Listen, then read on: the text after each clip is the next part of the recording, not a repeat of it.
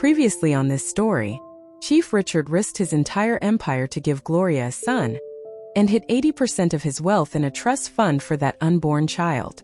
But tonight, Victoria discovers the truth, and what she does next will change everything.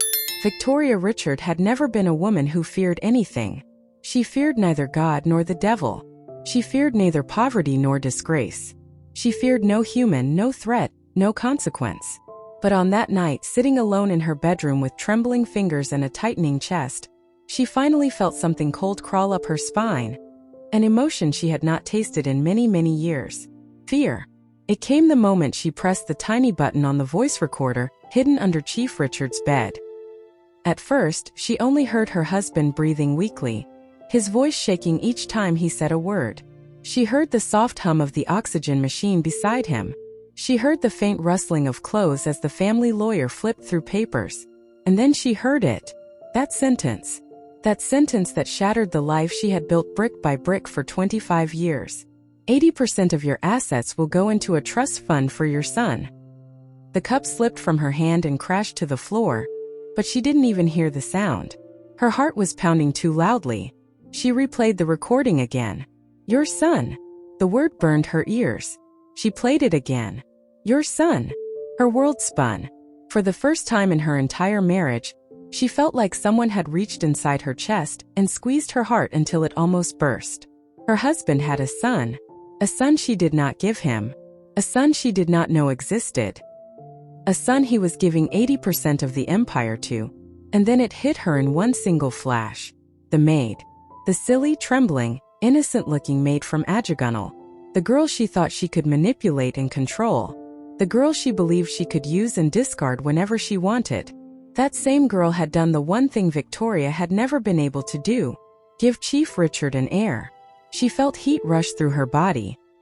Her breathing became short and harsh, as though her lungs were filled with smoke. She grabbed the recorder and stormed out of her room, her footsteps shaking the floor. She banged on Ruth's door so loudly that her daughter screamed from inside. "Mommy, I'm sleeping. Open this door now," Victoria hissed. Ruth opened it, confused and irritated. Before she could speak, Victoria pushed the recorder into her hand and said, "Press play." Ruth did. The lawyer's voice filled the room again. "The trust will be sealed until the boy turns 18. Ruth's jaw dropped. Her eyes flew to her mother's face. "Mommy, Daddy has a son." Victoria nodded slowly, like the words were poison dripping from her mouth. "And that girl, that Gloria, she's the one that carried the child?" Victoria's throat felt tight. "Yes." Ruth clutched the wall for support. "Mommy, we're finished." Victoria's face twisted with rage. "No, we are not finished. We are not losing everything we built. We are not bowing to some gutter girl's child. We fight." Those two words, "we fight," spread through the mansion like gasoline. Within minutes, all the daughters were awake, sitting in the living room with messy hair, sleepy eyes, and fear in their voices. Vanessa was shaking. Cynthia was crying. Sophie kept pacing like she had ants crawling under her skin. Nora sat quietly, her frail fingers trembling against her blanket, her eyes swollen and tired from sickness. And Victoria stood in the middle like a queen ready for war. "He hid everything from us," she said. "He changed the will. He planned this behind our backs. He thinks he can give our inheritance to a stranger." Vanessa burst into tears. "Mummy, Kelvin will kill me. He has been waiting for that money. He has been planning our life overseas. What am I going to tell him?" "You'll tell him nothing," Victoria barked. "This stays in this house. No outsiders." Sophie's voice shook. "Mommy, how do we stop it?" Victoria smiled a smile that didn't reach her eyes. "We find that girl, and we destroy that child." The room fell silent. For a moment, nobody breathed. Even Victoria herself realized the weight of her words. But greed is louder than conscience, and desperation is louder than fear. "We do what must be done," she whispered. "Because if that boy grows up, if he returns to Nigeria, if he steps foot in this country, this entire family becomes beggars." Those words struck each daughter like a slap. For the first time since the pregnancy scandal broke, they weren't irritated, they were terrified. They understood what was at stake. their status, their future, their wealth, everything. Vanessa wiped her tears and whispered, "What do we do first?" Victoria's eyes darkened. "We start with the lawyer. Before we go deeper, my dear. If you're still listening at this point, thank you. Please hit the like button and subscribe so you don't miss the next part of this story. Tell me which city you're watching from. Your support helps this story reach more amazing people. Now, let's continue." Gloria had no idea that a storm was building thousands of miles away. Her name at the center of it, her newborn son the target. In the tiny apartment the chief rented for her overseas, she sat on the sofa with her baby asleep on her chest, the soft hum of the heater filling the room. She hadn't slept more than 2 hours since giving birth. Every time she closed her eyes, she saw Victoria's cold stare. Every time she drifted off, she dreamed of Vanessa's insults, Sophie's wicked laughter, Cynthia's accusations, Ruth's sneers. She hugged her son tighter. "You're safe," she whispered. "Mommy is here. I won't let anyone touch you." But she didn't believe her own words. Not yet. Meanwhile, in Nigeria, Victoria's first move was quick and brutal. She called the family lawyer to the mansion. At first he refused to come. He knew the atmosphere in that house was dangerous. But she lied and said it was an emergency concerning Chief Richard's health. When he walked into the living room, all 6 women were waiting, staring at him like hungry wolves. Victoria forced a smile. "Barrister, thank you for coming. Please sit." "I prefer to stand," he said cautiously. Victoria let out a slow, fake laugh. "Oh, barrister, don't be dramatic." Her tone shifted suddenly. "We know everything." The lawyer's face didn't change. "What do you believe you know?" Vanessa leaned forward. "That girl. That maid. She had a baby. A boy." "So?" the lawyer asked. Ruth scoffed. "So? He's taking everything. That stupid child is taking everything."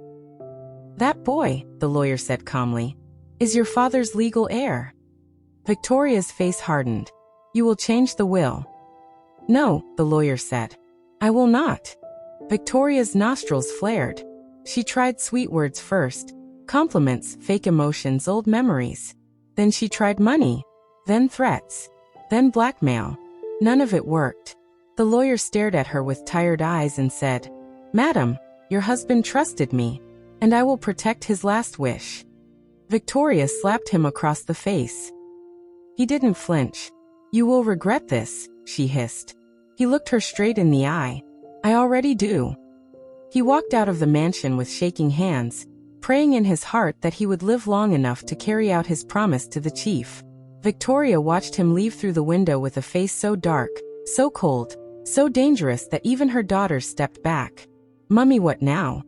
Sophie whispered. "We find that girl," Victoria said. "We find her and we end this." But even as she said that, she remembered something she had buried deep inside her mind for decades. Something she had never told her husband, her children, or even her closest friends. A memory she had vowed never to revisit. It was a hospital room. 25 years ago. She was giving birth to her first child. A nurse had said something that haunted her for years. "Madam, the ultrasound earlier showed 2 heartbeats." Victoria never forgot that. 2 heartbeats. One baby was born. One was declared dead. But she never saw the body, never heard a cry, never touched a tiny hand. Something had been wrong that day. Something she kept hidden because the truth terrified her. And now, facing the possibility of losing everything, that old fear returned like a ghost clawing its way back into her mind. 2 heartbeats, she whispered to herself. "What did you say, Mommy?" Ruth asked. Victoria snapped out of it. "Nothing." But inside her chest, a deep unease twisted violently. She knew that if Richard had ever found out what happened that day, everything she built would have crumbled long ago. So she pushed the memory aside again and focused on the present. Meanwhile, Gloria's quiet foreign life was about to shatter because someone had found her apartment. Someone had knocked on her door 2 days earlier. Someone who claimed to know her father. Someone who handed her an envelope containing a picture of her father and the chief standing side by side in front of a burnt warehouse. And now, that same woman stood across the street in a long coat, her eyes scanning the road nervously. She wasn't there to harm Gloria. She was there to warn her, because a black car had been parked opposite the apartment for hours. Engine off, windows tinted, 2 men inside, watching. The woman crossed the street and rushed into Gloria's apartment building. She didn't even knock. She pushed the door open. "Gloria," she whispered harshly. "Pack your things now. They found you." Gloria's heart stopped. Who found me?" "Victoria," the woman said. "And her daughters. They are here." Gloria's legs almost gave out. She grabbed her baby and held him tightly. The woman locked the door behind her. "You're not safe here anymore." As Gloria cried silently, rocking her child, the woman stood guard beside the door. Every sound in the hallway made her jump. Back in Nigeria, Chief Richard's health was collapsing quickly. He faded in and out of consciousness. He struggled to speak. He refused food. He kept asking for his phone. The nurse gently placed it in his hand. He tried to dial Gloria's number, but his fingers trembled too violently. The phone fell to the floor. He cried quietly, his body too weak to even wipe his own tears. "Sir," the nurse whispered softly. "Please rest." "No," he breathed. "I need to hear my son." But the phone remained silent. He didn't know Gloria was being hunted overseas. He didn't know she was hiding behind a door, trembling, holding their child. He didn't know death was minutes away. The lawyer arrived at the hospital just in time to see the chief whisper something no one else could hear. Then his breathing slowed, then stopped. His eyes stared at the ceiling like he was looking for something, someone he never found. A nurse closed his eyes gently. The lawyer bowed his head and whispered, "Rest, Chief. I will protect them. I promise." When the news of Chief Richard's death reached the mansion, chaos broke loose. Victoria let out a loud scream that echoed through the house, but there were no tears in her eyes. She cried like someone performing for a crowd, like a woman acting a script, not a woman grieving her husband. Her daughters rushed toward her, each pretending to console her, but inside, all they were thinking was the same question. What happens to us now? The mansion became noisy with fake wails and sobs, but beneath all the noise was something darker. Panic. They circled their mother like vultures circling a corpse, whispering, trembling, cursing under their breaths. "Mummy, do you think he already filed the trust papers?" Vanessa asked shakily. Sophie snapped. "Of course he filed it. That stupid boy owns everything now." Nora's breathing was shallow, weak. "We need money for my treatment. If the boy takes everything, what happens to me?" Cynthia kicked the sofa in frustration. "So we're supposed to watch a maid's child inherit billions?" Ruth looked at her mother with fear. "Mommy, what do we do next?" Victoria wiped her fake tears and whispered, "We destroy the evidence." "What?" Vanessa asked, confused. "Everything that ties him to that child," Victoria said, her eyes dark. "The papers, the recordings, the lawyers, the girl, the boy, everything." The girls stared at her in horror. "Mommy, you're talking like..." "I know exactly what I'm talking about," she snapped. "I am not losing my life's work to a child who was never supposed to exist." Ruth swallowed hard. "Did Daddy ever suspect anything? About you?" Victoria froze. Her mind flashed to the hospital room 25 years ago. The nurse's trembling voice. The 2 heartbeats. The missing newborn. The infant she never saw. The secrets she buried. The lies she told. But she shook the memory away. "We will focus on the problem in front of us," she said coldly. "And the problem is that girl and her child." Meanwhile, in a faraway apartment overseas, Gloria held her baby close to her chest as she rocked back and forth on the floor. Her tears soaked his tiny blanket. Her voice shook as she whispered, "He's gone, my chief is gone, he's gone." The Nigerian woman who had warned her earlier sat quietly beside her, her eyes filled with sympathy. She waited until Gloria calmed down enough to breathe without choking on her tears. "Gloria," she said softly, "you can't stay here. They've already found this building. They will come back. And next time they won't miss." Gloria wiped her eyes, sniffling. "But where do I go? I don't have anyone here. I don't know anyone." The woman placed a gentle hand on her shoulder. The chief left instructions. He knew this day might come. He left a man here, someone he trusted. A driver. He will take you to another safe location until the lawyer calls. Gloria looked at her baby's tiny face. He was sleeping so peacefully, unaware of the storm waiting for him. Her heart cracked again. She didn't know where she found the strength to stand, but she stood anyway. I will go, she whispered. For my son. The woman nodded. Good. You have to be brave now. Not just for yourself, but for that child. That boy is the last piece of his father on earth. They will never forgive that. Gloria hugged her baby tighter. She knew the woman was right. Back in Nigeria, the lawyer was already preparing himself for a battle he never planned to fight. He sat in his small office, wiping tears from his eyes as he read through the chief's documents. He knew what Victoria would try to do. He knew the war that was coming. And he knew he had very little protection. He was just one man. But he made a promise. And he would die before he broke it. The phone on his desk buzzed. It was an unknown number. He hesitated, then picked up. Barrister, my name is Gloria, a shaky voice said. I got your message. I don't know what to do. They are looking for us. The lawyer straightened in his seat. Where are you now? Are you safe? Not really, Gloria whispered. Someone tried to hit me with a car earlier today. I think they followed me. The lawyer swallowed. Gloria, listen to me carefully. You cannot return to Nigeria yet. But the chief, her voice shook. I didn't get to show him his son. I didn't get to tell him goodbye. The lawyer's voice softened. I know, but if you come back now, they will destroy everything. You need to stay hidden until I finalize the legal process. Gloria wiped her tears again. How long will that take? The lawyer looked around his office like someone was watching him. As long as I am alive, I will protect you. But you need to trust me. Do not return. Not yet. Just as he ended the call, he heard a sound outside, a car door slamming. He peeked through the blinds and saw two unfamiliar men standing beside a tinted SUV. His stomach twisted.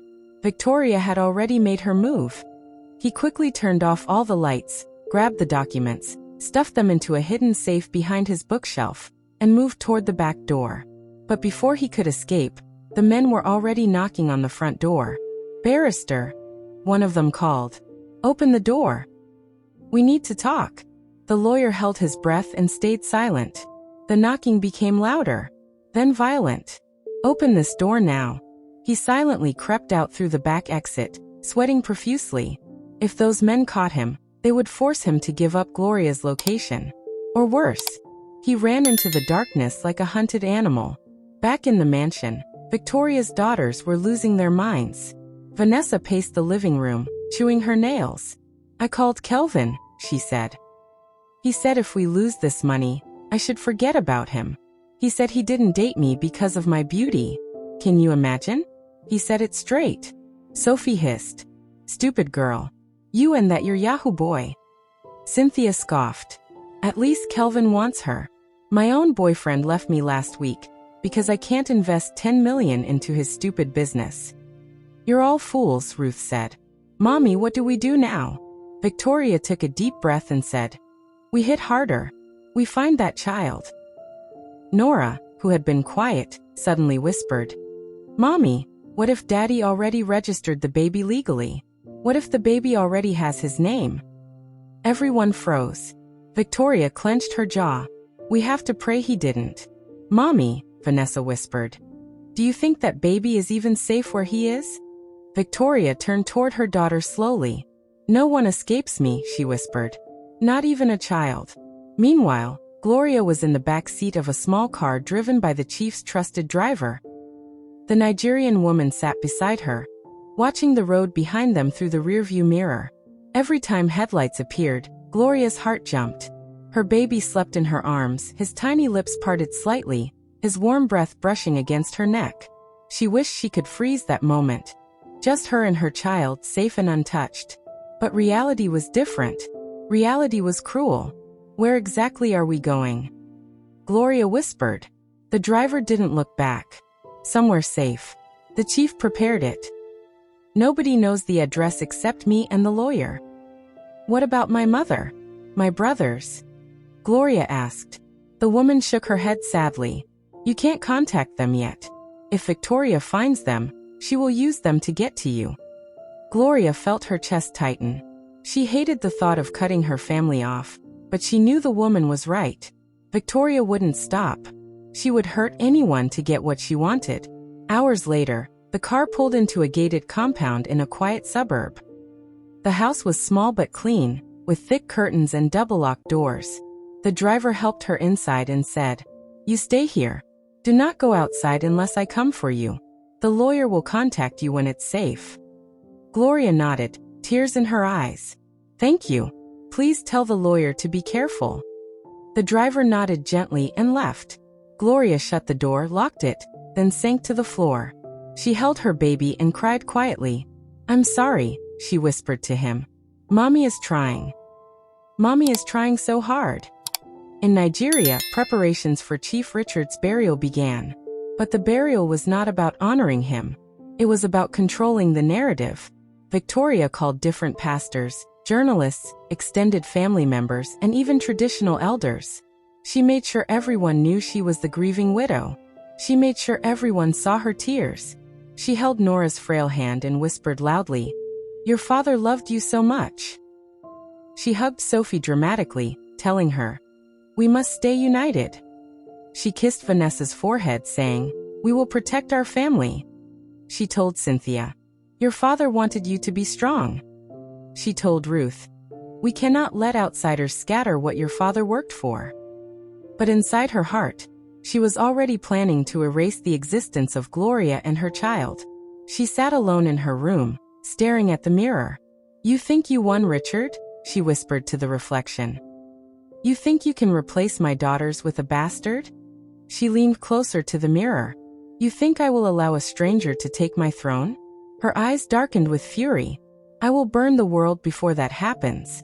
Meanwhile, Gloria was pacing the small safe house living room, unable to sleep. Her baby cried softly in her arms. She rocked him gently, whispering lullabies she remembered from childhood.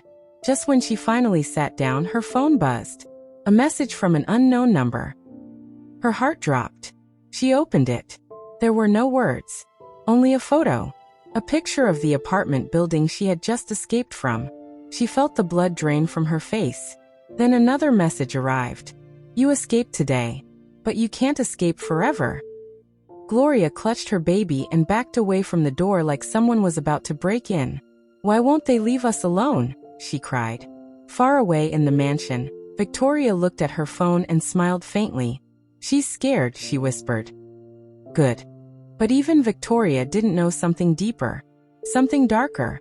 Something she had never prepared herself for. In her quest to destroy Gloria and the baby, she had reawakened ghosts from her past. Her buried secrets. Her forgotten sins. And one of those secrets was already moving toward her, slowly, quietly, like a shadow returning to its owner. As Gloria placed her baby gently into a small cot in the safe house and wiped her tears, her phone buzzed again. A different number. She opened the message. It was from the lawyer. "Gloria, listen carefully. The chief's burial is in 1 week. After that, things will get worse. Pack your things. You might have to come back sooner than planned." Gloria stared at her son and whispered, "I'm scared. I'm so scared." The lawyer replied instantly, "You have every right to be scared. But you are not alone. And your son is worth fighting for." Gloria closed her eyes. Her son whimpered softly and reached for her finger. She kissed his tiny hand. "For you," she whispered. "For you, I will be brave." But just as she said those words, her phone rang. Unknown number. She froze. She answered. A woman's voice, a cold, familiar voice whispered, "We know where you are. We know what you have. And when you land in Nigeria, we will be waiting." The line went dead. Gloria's breath caught. Her knees buckled. Her baby began to cry. She held him to her chest and whispered, shaking uncontrollably, "God, please help us," she whispered. Because now, everything was uncertain. Would Victoria finally win? Would the baby survive? Would the lawyer stay loyal? Or would money change everything? And who was really behind that last call? If you want to know what happens next, if you want to know the truth they've all been hiding, then make sure you subscribe so you don't miss part 3. Hit the subscribe button, like the video, and tell me where you're watching from. Did you enjoy the story? Which city are you listening from? Tell me in the comments. Thank you for your sweet support. Can't wait to read your thoughts. On the screen, you'll see 2 new life stories I highly recommend. There's so much more on the channel. Don't forget to subscribe. See you in the next life story. With love and respect.